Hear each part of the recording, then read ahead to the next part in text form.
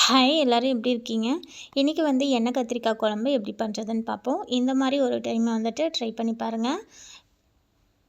நல்லெண்ணெய் இப்போ எடுத்திருக்கேன். எண்ணெய் கொஞ்சம் தாராளமாகவே சேர்த்துக்கோங்க. எண்ணெய் இருந்தால் தான் குழம்புக்கு நல்லாயிருக்கும். நான் இன்றைக்கி 5 கத்திரிக்காய் எடுத்திருக்கேன். பெரிய கத்திரிக்காயாக இருந்தால் 8ஆக கட் பண்ணிக்கோங்க. சின்னதாக இருந்தால் 4ஆக கட் பண்ணிக்கோங்க. கட் பண்ணிவிட்டு தண்ணியில் போட்டு வச்சுருங்க. இப்போது நம்ம செய்கிறப்போ தண்ணியை நல்லா வடிச்சிட்டு இந்த மாதிரி எண்ணெயில் கத்திரிக்காயை நல்லா சுருங்கி வர வரைக்கும் வதக்கி எடுத்துக்கலாம். கத்திரிக்காய் அந்த எண்ணெயிலே நம்ம வதக்கி எடுத்துக்கணும். அடுப்பு லோ ஃப்ளேமில் வச்சுட்டு வதக்கிக்கோங்க. இப்போ அதே எண்ணெயில் ஒரு டீஸ்பூன் சீரகம், ஒரு டீஸ்பூன் மிளகு எடுத்திருக்கேன். மீடியம் சைஸுக்கு ஒரு வெங்காயம் எடுத்திருக்கேன். கூடவே சின்ன துண்டு இஞ்சி, ஒரு 10 போல் பூண்டு சேர்த்துக்கலாம். சேர்த்துட்டு வெங்காயம் லைட்டாக வதங்கட்டும். இப்போ மீடியம் சைஸுக்கு ஒரு தக்காளி பழம் கட் பண்ணி வச்சுருக்கேன். அதையும் சேர்த்துக்கிறேன்.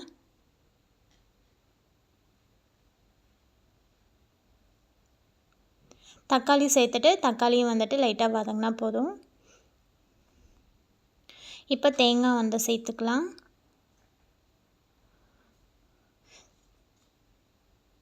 தேங்காய் சேர்த்துட்டு ஒரு நிமிஷத்துக்கு வதக்கி விட்டால் போதும். இப்போ மசாலாலாம் சேர்த்துக்கலாம். 2 டீஸ்பூன் மல்லித்தூள், 1 டீஸ்பூன் மிளகாய்த்தூள், 1/4 டீஸ்பூன் மஞ்சள்தூள், வீட்டில் அரைச்ச குழம்பு மிளகாய்த்தூள் 1 ஸ்பூன் சேர்த்துட்டு ஒரு நிமிஷத்துக்கு நல்லா வதக்கிக்கலாம் அந்த எண்ணெயிலேயே. இப்போ அடுப்பை ஆஃப் பண்ணிவிட்டு இதை ஆறுனதுக்கப்புறமா மிக்ஸி ஜாருக்கு மாற்றிட்டு கொஞ்சமாக தண்ணி சேர்த்து நல்லா நைஸாக அரைச்சி எடுத்துக்கலாம். இப்போ மறுபடியும் கடாயில் தேவையான அளவுக்கு நல்லெண்ணெய் சேர்த்துக்கலாம். எண்ணெய் காஞ்சதுக்கப்புறமா கடுகு, வெந்தயம், கருவேப்பிலை, கொஞ்சமாக பெருங்காயத்தூள் சேர்த்துட்டு தாளிப்பு கொடுத்துட்டு சின்ன வெங்காயம் ஒரு 8 போல் இந்த மாதிரி தட்டி வச்சுருக்கேன். தட்டி சேர்த்துக்கோங்க. நல்லாயிருக்கும் டேஸ்ட் இப்போ வெங்காயம் லைட்டாக வதங்கினதுக்கப்புறமா அரைச்சி வச்சுருக்க பேஸ்ட்டை சேர்த்துக்கலாம்.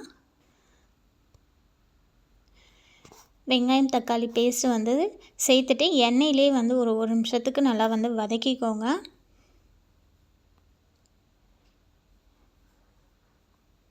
இப்போ குழம்புக்கு தேவையான அளவுக்கு தண்ணி சேர்த்துக்கலாம்.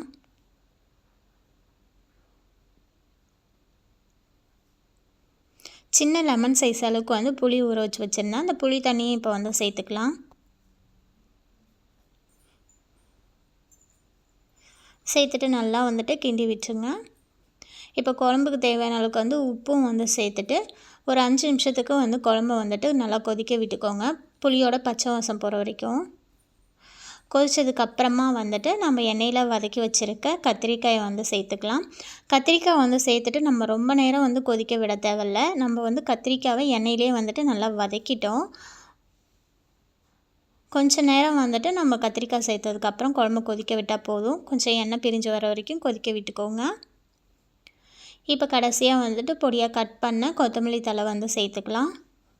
அவ்வளோதான், நம்மளோட எண்ணெய் கத்திரிக்காய் குழம்பு சூப்பராக ரெடி ஆகிடுச்சு. கண்டிப்பாக நீங்களும் இந்த மாதிரி செஞ்சு பார்த்துட்டு எப்படி இருந்துச்சுன்னு கமெண்ட் பண்ணுங்கள். இந்த வீடியோ பிடிச்சிருந்துச்சுன்னா லைக் பண்ணுங்கள், கமெண்ட் பண்ணுங்கள், ஷேர் பண்ணுங்கள். மறக்காமல் நம்ம சேனலை சப்ஸ்கிரைப் பண்ணிவிடுங்க.